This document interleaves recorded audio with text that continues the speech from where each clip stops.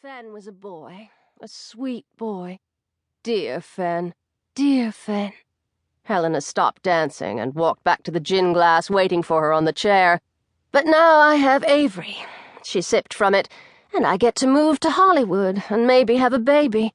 At least this way I won't turn into an old maid, mad as a hatter and warts on my nose, a third wheel at the fireside beside you and Hughes. Heaven forbid. No third wheel, no warts, and one Avery Lewis to boot. Yes, now we'll both really have someone of our own. That's important, Helena said thoughtfully. I just wonder... Wonder what?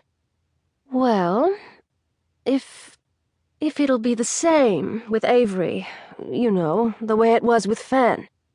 You mean in bed? Nick turned quickly to face her cousin. Well, I'll be goddamned. Has the virginal Helena actually mentioned the act? You're mean, Helena said. I know, Nick said. I am drunk, Helena said, but I do wonder. Fen is the only boy I really loved. Before Avery, I mean. But Avery is a man.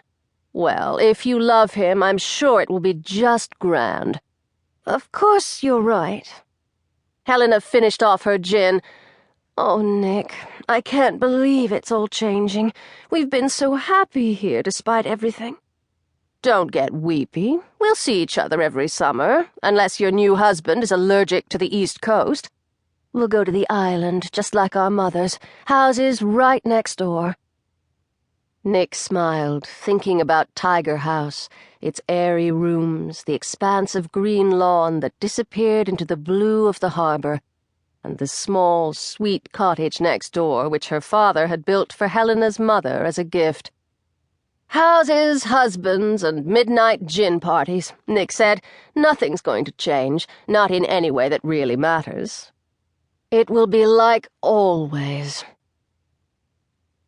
Nick's train from Boston was delayed, and she had to fight her way through the crowds at Penn Station, all rushing off to be somewhere in a muddle of luggage and hats and kisses and lost tickets.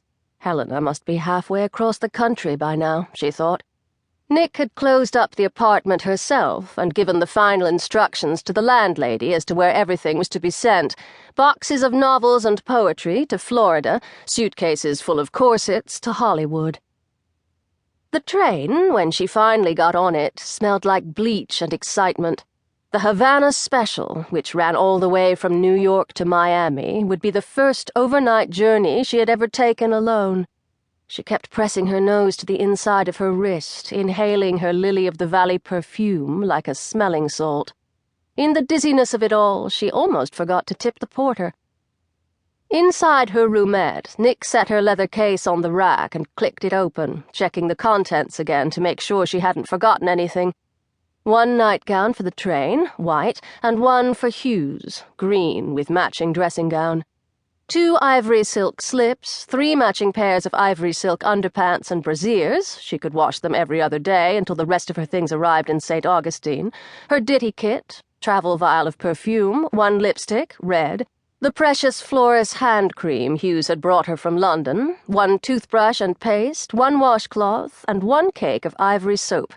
2 cotton dresses, 2 cotton blouses, 1 pair of gabardine trousers, her Katharine Hepburn trousers, 2 cotton skirts, and 1 good summer-weight wool suit, cream. She also counted out 3 pairs of cotton gloves, 2 white, 1 cream, and her mother's pink and green silk scarf. Her mother had loved that scarf. She always wore it when she was traveling to Europe.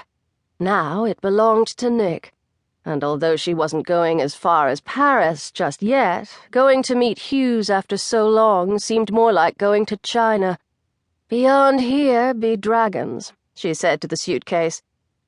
Nick heard the whistle blow and quickly snapped the lid shut and sat down. Now that the war was over, the scene outside the window, women waving handkerchiefs and red-eyed children, was less affecting.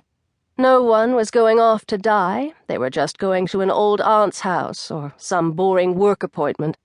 For her, though, it felt exciting. The world was new. She was going to see Hughes. Hughes. She whispered his name like a talisman. Now that she was only a day away from him, she thought she might go crazy with the waiting.